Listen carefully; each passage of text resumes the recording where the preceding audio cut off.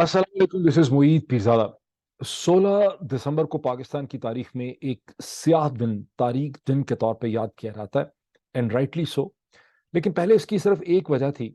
16 दिसंबर 1971 जब अफवाज पाकिस्तान को हिंदुस्तान की अफवाज के सामने ढाका में सरेंडर करना पड़ा, पलटन मैदान में, और यूं पाकिस्तान दुलख्त हुआ। पाकिस्तान की सियासी, अस्करी, जोग्राफियाई, पॉलिटिकल, स्ट्रेटेजिक इंपॉर्टेंस जो है वो आधी रह गई दुनिया के सामने। और जाहिर है कि बिलाशुबा ये पाकिस्तान की तारीख में एक बहुत बड़ी ट्रेजिडी थी, और पाकिस्तान पे ह्यूमन राइट वायलेशन के और उससे बहुत इल्जामात लगे, जिनकी एक अलग डिस्कशन जो है वो होनी चाहिए। लेकिन अब 16 दिसंबर की एक दूसरी हैसियत भी है। ये एक ट्विन ट्रेजेडी है, बिकॉज 16 दिसंबर 2014 को जिस तरह 150 के करीब पाकिस्तान के मासूम बच्चों को और साथी को पेशावर के आर्मी पब्लिक स्कूल में मैसेकर किया गया, कत्ले आम हुआ, उस दिन ने इसमें एक इजाफा कर दिया। ये भी आज तक क्लियर नहीं है कि 16 ही दिसंबर को ये ट्रेजेडी क्यों हुई, ये 17 को क्यों नहीं हुई, 18 को क्यों नहीं हुई, 10 को क्यों नहीं हुई, 20 को क्यों नहीं हुई। इसकी भी एक इंपॉर्टेंस है, जिसके ऊपर एक पूरा थीसिस जो है लिखा जा चुका है, लिखा जा सकता है। लेकिन कहते हैं नफसियाती तौर पर कि ट्रेजेडी के अंदर जो तकलीफ होती है, जो दुख होता है, जो पेन होती है, उससे इंसान को जहन को सोचने का बहुत मौका मिलता है, और जो ग्रोथ होती है इंसानी माइंड की, सेरिबल जो ग्रोथ होती है इंसानों की, माशरों की, रियासतों की, कौमों की, वो तकलीफ दे मराहल से, तकलीफ से सफर करके होती है। इसको जब हम मद्देनजर रखें तो कुछ ऐसा लगता है कि जो, क्योंकि आप उससे नतीजे अखज करते हैं, लेकिन इन दोनों ट्रेजिडी से पाकिस्तान की अशराफिया को, रूलिंग एलीट को, सिविल मिलिट्री ब्यूरोक्रेसीज को, अदालतों को, दानश्वरों को, मीडिया टाइकून्स को, कॉरपोरेट वर्ल्ड को जो लेसन्स अखज करने चाहिए थे वो अखज नहीं किए गए हैं। और अगर हम गुज़श्ता 24, क्यों मैं कह रहा हूँ, इसलिए कि गुज़श्ता 24 घंटे की या 48 घंटे की सियासत में पाकिस्तान में जो कुछ हो रहा है, और अगले 24 या 48 घंटे में जो होने वाला है, उसको देख के आप आसानी ये कह सकते हैं कि right lessons have not been learned from the tragedies of 16 December, be it be Army Public School Peshawar और द फॉल ऑफ ढाका। अब लेसन्स अखज जरूर किए गए, ऐसा नहीं है कि लेसन्स अखज नहीं किए गए। कम से कम दो लेसन्स की मैं एग्जांपल आपको दे सकता हूं।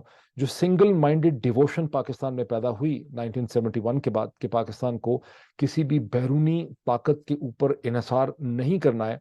और उसकी वजह यह थी कि 1971 में जहां पाकिस्तान की ह्यूमन राइट वायलेशन थी, पॉलिटिकल फेलियर था, वहां हिंदुस्तान ने जिस तरह से एक सॉवरन मुल्क के अंदर इंटरवेंशन की मिलिट्री, उसकी भी कोई नज़ीर असर हाज़र में उस जमाने में नहीं मिलती थी। 1945 के सेकेंड वर्ल्ड वॉर के बाद ये पहला, जब से यूनाइटेड नेशन बना था, ये पहला इंस्टेंस था जहां अक़वाम मुत्तहिदा के एक मेंबर स्टेट ने एक दूसरी मेंबर स्टेट को के अंदर लीगल, उसके अंदर मिलिट्री इंटरवेंशन करके उसको दुलख्त किया, और उसकी सॉवरेनिटी जो है उसमें इंटरफेयर किया और उसको ख़त्म कर दिया। तो तवक्को यही थी पाकिस्तान की उस वक्त की एलीट को कि अक़वाम मुत्तहिदा के लेवल में अमेरिका, जिसका कि पाकिस्तान एलाय था, चीन जिसका नया नया एलाय बन रहा था, वहां से कोई मदद आएगी, कोई इंटरवेंशन आएगी। जब कोई मदद नहीं आई तो एक लर्निंग आउटकम ये था कि पाकिस्तान को अपने दिफा के लिए तमाम तर इन्हिसार अपने ऊपर करना है। और जिस सिंसियरिटी से, डिवोशन से, फनेटिसिज्म से, सिंगल माइंडेडनेस से पाकिस्तान की मिलिट्री इस्टेब्लिशमेंट ने, अवाम ने, सियासी जमातों ने, पाकिस्तान का पूरा जो एक थॉट स्पेक्ट्रम है, उसने मुत्तहद होकर पाकिस्तान को एक जोहरी ताकत बनाने में रोल प्ले किया, उस पर स्टैंड लिया उसने, वो इसकी क्लियर एग्जांपल है, ये क्लियरिंग आउटकम था। इसी तरह 2009-10 में जो 18th अमेंडमेंट हुई, जहां ये महसूस किया गया और ये माना गया कि जो फेडरेटिंग यूनिट्स हैं उनके पास फाइनेंशियल और पॉलिटिकल ऑटोनॉमी हो डिसीजन मेकिंग की, उसको लिखा गया कानून के अंदर, आइन बनाया गया, उसको आइन का हिस्सा बनाया गया। वो इसकी एक दूसरी एग्जाम्पल है लर्निंग आउटकम की। लेकिन एक बहुत इंपॉर्टेंट लेसन कि politics of the state craft जो है उसको लेजिटिमेसी नहीं मिलती वैक्यूम के अंदर। और सिविल मिलिट्री ढांचे, अदालतों की मदद से, कमीशन, इलेक्शन कमीशन की मदद से, मीडिया टाइकून और फॉल्स नैरेटिव की मदद से आप एक रियासत की पॉलिटिक्स को नहीं रन कर सकते। और ये जो ड्रामा ढकोसला है सिविल मिलिट्री इंतजामिया की मदद से रियासत के ढांचे को चलाने का, गवर्नमेंट को चलाने का, जो इस वक्त हो रहा है हमारे सामने, ये कोई ढकी छुपी बात नहीं कि कागज के ऊपर पीडीएम की जमात जो है वो बिल्कुल ठीक है, टेक्निकली परफेक्ट है, कि एक कॉन्स्टिट्यूशनल चेंज आ गई है। लेकिन हकीकत यह है कि उसका जो मेन कंपोनेंट है पीएमएलएन, उसके पास ग्राउंड के ऊपर पंजाब के अंदर किसी भी किस्म की कोई पॉलिटिकल लेजिटिमेसी नहीं है, कोई सपोर्ट नहीं है। और जो ढांचा ऐसा खड़ा किया गया कि इस वक्त पाकिस्तान की जो सबसे बड़ी सियासी जमात है उसे इस ढांचे से मसनूई तौर पे बाहर रखा गया। And that reminds you of the situation of A farmer east Pakistan. जो मसला ही बुनियादी तौर पे क्या था, मैं कुछ डिटेल्स उसकी और भी शेयर करता हूँ कि जो ग्राउंड रियलिटीज थी उनसे मावरा, उनसे हट के पॉलिटिकल ढांचा जो है वो खड़ा किया गया था, और उस पॉलिटिकल ढांचे को सिविल मिलिट्री ब्यूरोक्रेसी, उसको अदालतें, उसको कमीशंस जो हैं जस्टिफाई करते रहे। जिस तरह से अभी हम देख रहे हैं कि एक ढांचा है जो मसनूई है, जिसके अंदर खुद से अपने आप को लेकर चलने की और मसाइल को हल करने की कैपेसिटी नहीं है, लेकिन उस ढांचे को मसलसल सस्टेन किया जा रहा है। तो यहां मैं कहता हूं कि लर्निंग आउटकम जो है वो नहीं हुआ। इससे पहले कि जो गुज़िश्ता 24 या 48 घंटे की पॉलिटिक्स है उसके ऊपर क्विकली मैं कुछ कमेंट करूं, मैं इन दोनों ट्रेजेडीज के हवाले से आपके साथ कुछ स्क्रीन शेयरिंग भी करना चाहता हूं और कुछ मालूमात और इन्फॉर्मेशन भी शेयर करना चाहता हूं। दो बहुत ही अच्छे पीसेस जो हैं मेरी नज़र से गुजरे हैं, मैं इनकी स्क्रीन शेयरिंग अगर मैं कर दूं आपके साथ, इन दोनों एक 1971 के हवाले से, दोनों 1971 के हवाले से। और पहले पीस का उन्वान है व्हाट वेंट रॉन्ग इन 1971। मैं स्क्रीन शेयरिंग आपके साथ करता हूं इसकी। ये पीस जो है ये एक छोटा पीस नहीं है, ये बहुत लंबा डिटेल पीस है, व्हाट वेंट रॉन्ग इन 1971, जो शुजा नवाज साहब ने, जो शुजा नवाज का पाकिस्तान की एकेडमिक वर्ल्ड में बड़ा इंपॉर्टेंट रोल है। कई किताबों के ऑथर हैं। क्रॉस वर्ड्स उनकी बहुत मशहूर और इम्पोर्टेंट किताब है। Farmer army chief general Asif Nawaz Janjua जो हैं, उनके ये छोटे भाई हैं, किसी ज़माने में पाकिस्तान टेलीविज़न से वाबस्ता रहे, फिर वॉइस ऑफ अमेरिका से वाबस्ता रहे, उसके बाद एकेडमिक हैं। अटलांटिक काउंसिल को पहला मेरा ख्याल है साउथ एशिया प्रोग्राम या पाकिस्तान प्रोग्राम इन्होंने हेड किया, अभी भी अटलांटिक काउंसिल के मेंबर हैं, वाशिंगटन में ही रहते हैं। उनका ये पीस है जो मैं आपको यहाँ दिखा सकता हूँ।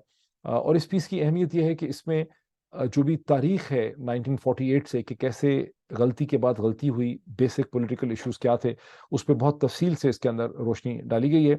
जो दूसरा पीस है जिसका मैं यहाँ जिक्र करता हूँ वो है 1971 हाइब्रिड फेलियर, जो लिखा है सेनेटर जावेद जब्बार साहब ने, जिनकी पाकिस्तान के मीडिया में भी बहुत कंट्रीब्यूशन है, पाकिस्तान की पॉलिटिक्स में भी बहुत कंट्रीब्यूशन है। मैं quickly, let me stop sharing and let me come back, मैं दोनों पीसेस की अहमियत आपको बताता हूँ।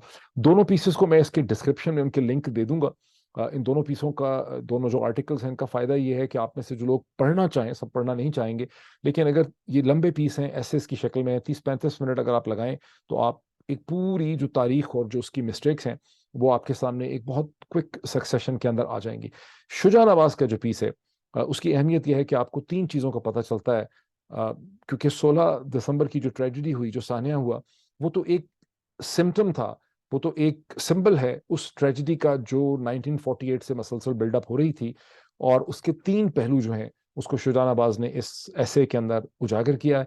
एक उसका पहलू है लसानी फसादात का और लसानियत का, जहाँ पर जो नई रियासत थी पाकिस्तान की, उसने उर्दू ज़ुबान को अपनी शनाख्त बनाने की कोशिश की in terms of national identity in unity. वो ख्याल था कि एक ज़ुबान होनी चाहिए, वरना तो फिर 5 ज़ुबानें होती, पंजाबी, पश्तो, बलोची, ब्रोही, सिंधी, उर्दू, और फिर उधर से बंगाली। तो एक ज़ुबान के ऊपर इत्तफाक करने की, इत्तेहाद करने की कोशिश की गई, उसके अंदर रियासत की ताकत को इस्तेमाल करने की कोशिश की गई।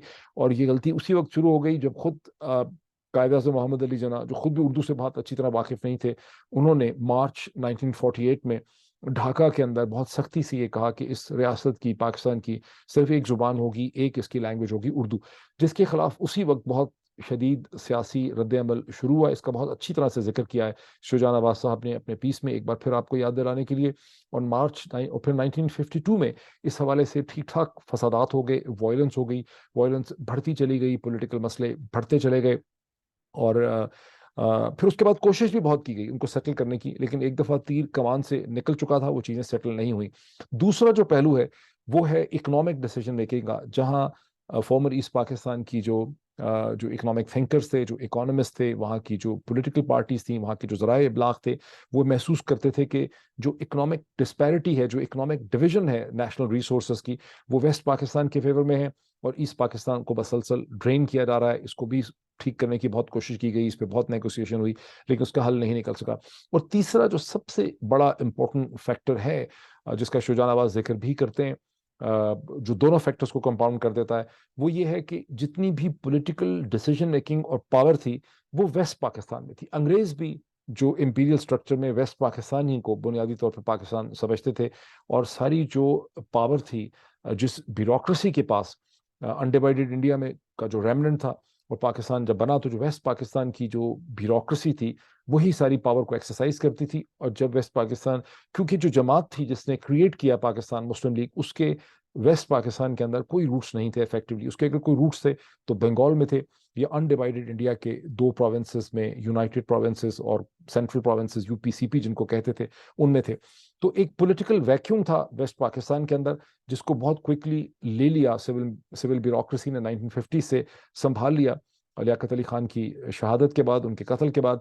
और उसके बाद 1955 ऑनवर्ड्स पे मिलिट्री ब्यूरोक्रेसी पावरफुल हो गई। तो यूं जितनी भी डिसीजन मेकिंग होती थी पाकिस्तान के अंदर, ईस्ट एंड वेस्ट पाकिस्तान में, वो सिविल मिलिट्री ब्यूरोक्रेसीज 1958 के बाद प्रिडोमिनेटली मिलिट्री ब्यूरोक्रेसी करती थी।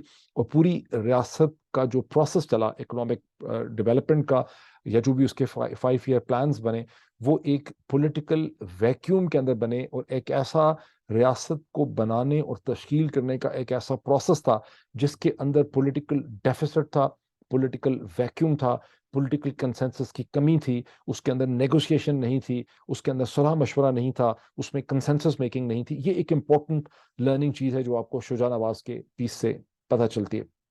जो दूसरा पीस है जिसका उन्वान है 1971 हाइब्रिड फेलियर, ये भी मैं आपसे शेयर करूंगा। जो मैंने आपको दिखाया भी, मैं थोड़ा सा इसका आपके सामने जिक्र कर, मैं पढ़ के करना चाहता हूँ।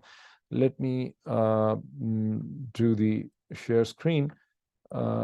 ये जो पीस है, हाइब्रिड फेलियर का जो पीस है, ये बेसिकली तौर पे जावेद जब्बार साहब ने, जो सेनेटर भी रहे हैं, जिनका पाकिस्तान के मीडिया की डेवलपमेंट में बहुत कंट्रीब्यूशन है। जावेद जब्बार जनरल मुशर्रफ के बहुत ही करीबी दोस्तों में से थे, जब से जनरल मुशर्रफ बहुत जूनियर ऑफिसर थे।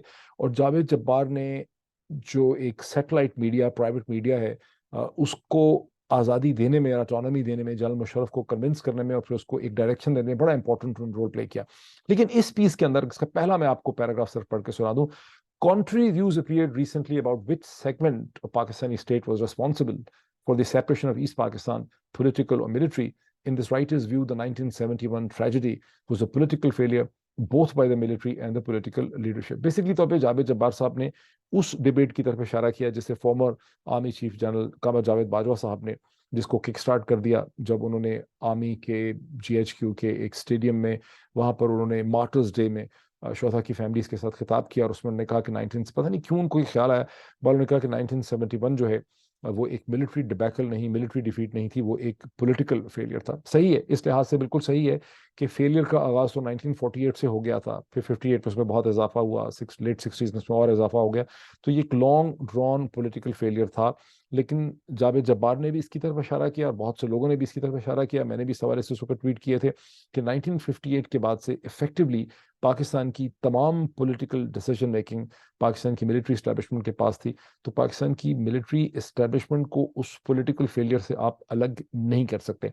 हैविंग सेड दिस, जब मिलिट्री हिस्टोरियन ये कहते हैं और मिलिट्री ऑफिसर्स इस चीज़ पे जोर देते हैं कि ये मिलिट्री फेलियर नहीं था, तो उसके भी कुछ एस्पेक्ट्स हैं जिनको समझना बहुत ज़रूरी है।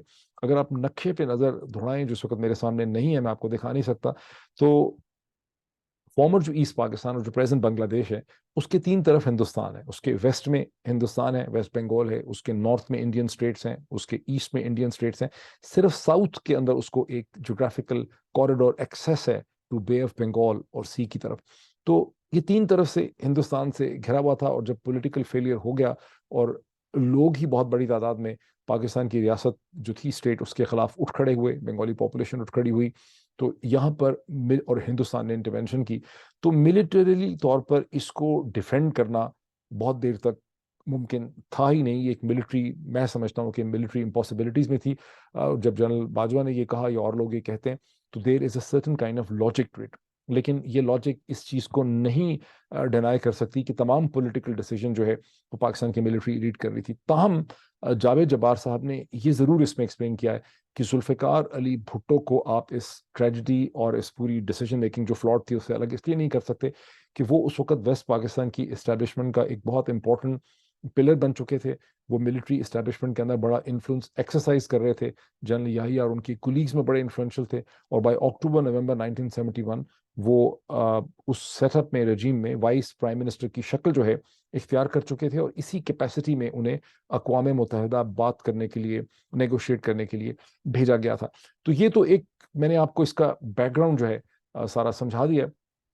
अब उस चीज़ के ऊपर आता हूँ जो मैं समझता हूँ कि जहाँ लर्निंग आउटकम, एक तो मैंने शायद जिक्र किया कि एक लर्निंग आउटकम तो ये था कि पाकिस्तान की कौम में 1971 के बाद चूंकि ये फीलिंग हुई कि 1971 में किसी ने हमारी मदद नहीं की, अमेरिका ने नहीं की, चीन ने नहीं की, तो एक खुद इन्हिसारी का जो जज्बा पैदा हुआ, उसके नतीजे में पाकिस्तान की कौम ने यह फैसला किया, मिलिट्री इस्टेब्लिशमेंट ने, अवाम ने, सियासी जमातों ने, कि हम, उसमें जुल्फ़िकार अली भुट्टो का फिर बड़ा रोल आ जाता है, कि पाकिस्तान एक इंडिपेंडेंट जोहरी ताकत बनेगा और पाकिस्तान अमेरिका, रूस, चीन वगैरह के ऊपर डिपेंड जो है अपने दिफा के लिए नहीं करेगा।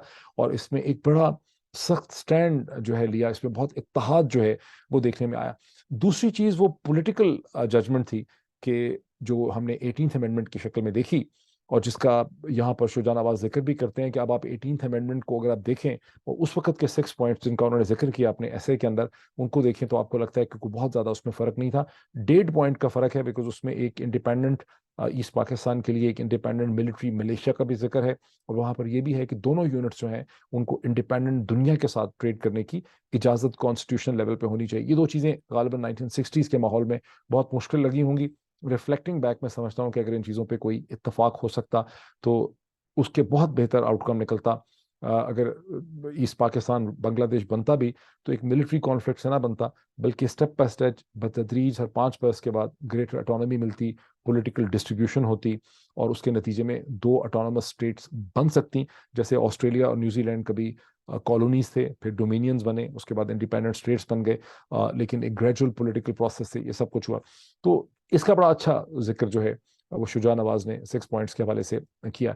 लेकिन जो सेकंड लर्निंग पॉलिटिकल आउटकम है वो 18th अमेंडमेंट थी।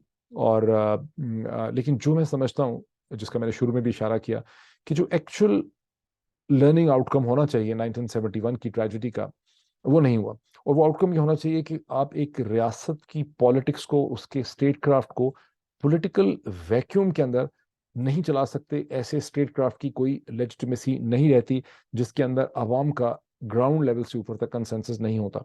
और ये वो चीज़ है जिसको अभी हम देख रहे हैं कि पीडीएम का ये जो कॉन्ट्रैप्शन और ये निज़ाम बिठाया गया है पाकिस्तान के ऊपर, इसको पाकिस्तान का सिविल मिलिट्री ढांचा चला रहा है, इसको पाकिस्तान की अदालतों की मदद से चलाया जा रहा है, इलेक्शन कमीशन की मदद से चलाया जा रहा है, मीडिया नैरेटिव शेपिंग और मीडिया टाइकून्स की मदद से चलाया जा रहा है। लेकिन इसके अंदर जब पंजाब में खास करके देखते हैं, खैबर पख्तूनख्वा में देखते हैं, आप पीपल्स पार्टी और संघ को अलग भी रखें, तो आज नवाज शरीफ और पीएमएलएन की पंजाब के अंदर कोई लेजिटिमेसी नहीं है, उनके पास कोई सपोर्ट नहीं है, और वो खुद भी यही कोशिश करते नजर आ रहे हैं। अगर आप सुलेमान शहबाज की स्टेटमेंट्स को देखें गुज़िश्ता 48 घंटों में, 72 घंटों में, और पीएमएलएन के बाज़ और लीडरों की स्टेटमेंट देखें टेलीविजन के ऊपर, तो आपको एहसास होता है कि वो नवाज शरीफ साहब की गालिबन और पीएमएलएन की ख्वाहिश ये है कि इमरान खान को या तो ख़त्म ही कर दिया जाए, या सियासी तौर पर इमरान खान को उसका खात्मा हो जाए, और इसको नवाज शरीफ साहब की पीएमएलएन अपने लिए एक लेवल प्लेइंग फील्ड समझते हैं। ये बाकायदा सुलेमान शहबाज की जो स्टेटमेंट्स हैं वो भी इसी किस्म की हैं, और कुछ और भी पीएमएलएन के जो लीडर हैं उनकी एग्जैक्टली इसी किस्म की स्टेटमेंट्स हैं कि इन केसेस का फैसला होना चाहिए, ना इमरान खान की किस्मत का फैसला होना चाहिए, सो ऑन। सो जो सारा ढांचा है पाकिस्तान का, irrespective of the learning outcome of 1971, Pakistan की रियासत को एक पॉलिटिकल वैक्यूम के अंदर बगैर लेजिटिमेसी के, पॉलिटिकल लेजिटिमेसी के चलाने की कोशिश की जा रही है, और इसके नताइज जो हैं वो बड़े खतरनाक निकल सकते हैं। दूसरी चीज़ है, जब हम आ जाते हैं 2014 की जो ट्रेजेडी है आर्मी पब्लिक स्कूल की, वहां पर भी जो नेसेसरी 3 उसके लेसन आते हैं। एक तो ये गैरिजन में हुआ, आर्मी कैंटोनमेंट में हुआ, यहाँ जिम्मेदारी को पब्लिकली फिक्स होना चाहिए था, किसका इंटेलिजेंस फेलियर था, किसका रिस्पॉन्स फेलियर था। हमें ये पता चला है कि जिस मुल्क में मैं हूँ, अमेरिका, यहाँ तो अगर एक स्कूल में हमला होता है तो यहाँ की पुलिसिंग यूनिट्स 3 से 10 मिनट के अंदर अंदर, 10 तो बहुत ज़्यादा है, 3, 4, 5 मिनट के अंदर पुलिस पहुंच के सिचुएशन को ठीक करने की कोशिश करती है। लेकिन आर्मी पब्लिक स्कूल में घंटों तक बाहर से लॉ इन्फोर्समेंट इंटरवेंशन नहीं हो सकी, एक गैरिजन में, एक कैंट में, और वेट होता रहा कि तरबेला से कमांडोज जो हैं फ्लाई करके पहुंचेंगे, जब वो आएंगे उस वक्त कोई एक्शन की गुंजाइश थी ही नहीं, वो अंदर आए। तो ये जो इतना बड़ा फेलियर था, इंटेलिजेंस फेलियर था, रिस्पॉन्स एंड मैनेजमेंट का फेलियर था, इसके बारे में कुछ भी नहीं आवाम को आज तक पता चल सका कि अगर कोई इस पे एक्शन हुआ है कोई इंक्वायरी हुई थी डेफिनेटली, लेकिन उसकी कोई भी चीज़ पब्लिकली शेयर नहीं की गई, किसको सजा दी गई है, किसको अकाउंटेबल ठहराया गया। फिर इसका एक पॉलिटिकल डायमेंशन फेलियर है। जो चीज़ हमें अपनी तारीख से पता चलती है गुज़श्ता 40 बरस की तारीख से 1979-80 के बाद, कि अगर अफगानिस्तान पॉलिटिकली डिस्टर्ब्ड होगा, वहाँ पॉलिटिकल वैक्यूम होगा, वहाँ एक सिविल वार की सी कैफियत होगी, वहाँ मतहारक ग्रुप एक दूसरे से लड़ रहे होंगे, पीस नहीं होगा, तो हम कभी पीसफुल नहीं रह सकते। गुज़श्ता 20-25 बरस में ये मैसेज रीइंफोर्स मजीद हुआ है और हमने इसको माना है अपने सिंपोजिया के अंदर, सेमिनार्स में, कॉन्फ्रेंसेस में, नेशनल डिफेंस यूनिवर्सिटी में, नस्ट में, कायदे आजम यूनिवर्सिटी के, और इस पर हमने दर्जनों या सैकड़ों पीसेस भी लिखे हैं। उसके बावजूद गुज़िश्ता चंद दिनों से हम देख रहे हैं कि अफगानिस्तान के साथ मामलात को बहुत ही गैर दानिशमंदाना तरीके से हैंडल किया जा रहा है। और मुझे कम से कम ये शक है कि जो कुछ हो रहा है उसकी ऑर्गेनिक बेसिस के नेचुरल बेसिस इतनी नहीं है।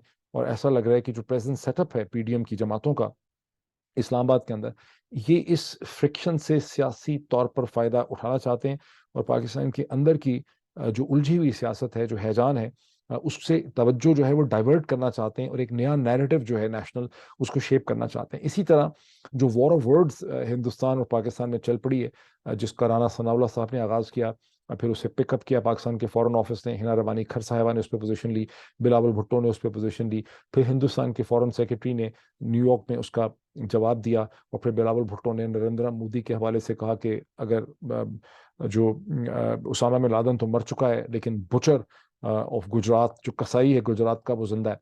तो सुनने में पाकिस्तानी लोगों को बहुत भला लग रहा है, और बिलावल भुट्टो के जो ब्राउनी पॉइंट्स हैं वो पिंडी में भी और दुनिया के सामने भी बड़े बढ़ गए हैं कि वो बड़े इफेक्टिव किस्म के फॉरेन मिनिस्टर हैं और खरी खरी सुना सकते हैं। और ऑफ कोर्स उनको इंटरनेशनल रिलेशंस की खासी अंडरस्टैंडिंग है, वो पता है कि क्या बात करनी है। और अगर आपके आगे पीछे मुनीर अकरम और सरदार मसूद की तरह के डिप्लोमेट हों, जो एम्बेसडर हैं यहाँ पे वाशिंगटन में, तो आप इस किस्म की इंटेलिजेंट हिट ऑन या रिस्पॉन्स कर सकते हैं।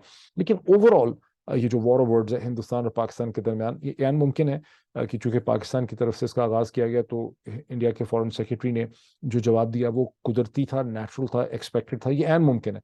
लेकिन मुझे कुछ गुमान और शक है कि इंडिया और पाकिस्तान के दरमियान ये जो वॉर ऑफ वर्ड्स इस वक्त हो रही है, ये नेचुरल नहीं है, इसमें कोई नाटक की सी फीलिंग मुझे लगती है। इसका कोई बैकग्राउंड नहीं है, इसका कोई प्रेसिडेंट नहीं है, इसका कोई बिल्डअप नेचुरल मुझे नजर नहीं आता।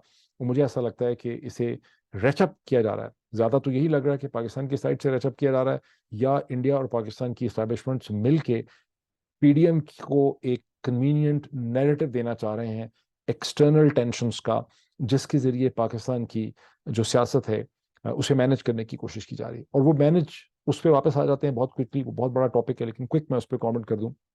गुज़िश्ता 24 घंटों में जो डेवलपमेंट हुई उसमें 12 इसका चर्चा हो रहा है कि मुनिस इलाही साहब ने एक प्रेजेंटेशन दी है इमरान खान साहब को, और उनको ऑलमोस्ट कंडेंस कर लिया है कि कम से कम 2 महीने तक पंजाब की असेंबली जो है, और असेंबलियों को नहीं तोड़ना चाहिए, कि तोड़ेंगे तो इसके कॉन्सिक्वेंसेस हमारे फेवर में नहीं होंगे, बल्कि पीडीएम की जमातें इसका फायदा उठाएंगी। हो सकता है, इस बात में मुझे कुछ लॉजिक नजर भी आती।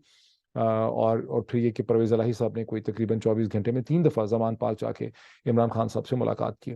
सो ये ऐन मुमकिन है कि इमरान खान कल जब लिबर्टी चौक से अगले 12-14 घंटे में ऐलान करेंगे, और उसको हम डिटेल से देखेंगे, जब वो ऐलान करेंगे तो वो यही कहेंगे कि 15 फरवरी ऑनवर्ड्स कहीं पंजाब और खैबर पख्तूनख्वा की असेंबलीज को हमें तोड़ना चाहिए। ये सही होगा, ये गलत होगा, मुझे ठीक तरह से इसका अंदाजा नहीं है।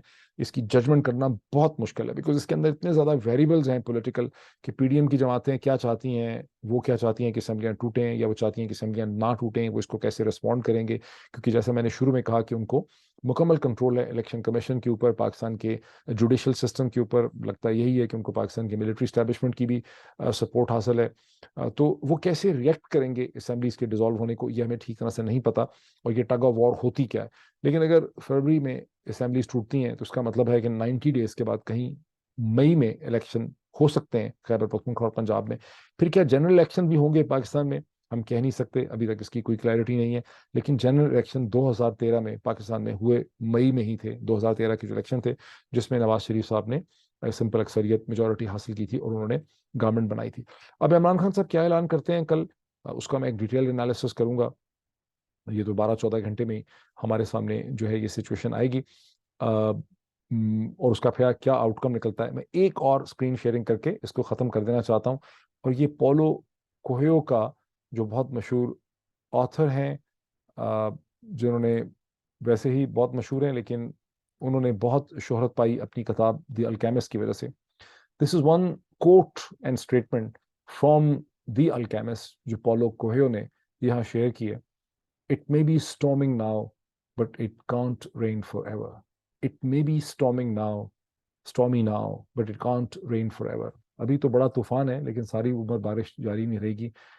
मुझे बहुत उम्मीद है कि हम पाकिस्तान में बेहतर हालात और बेहतर मुस्तकबिल की तरफ जो है हम जा सकेंगे। यही इस कोट का मतलब है सुनाने का। बहुत जल्दी फिर मैं मजीद एनालिसिस करता हूँ पाकिस्तानी पॉलिटिक्स का। Thank you.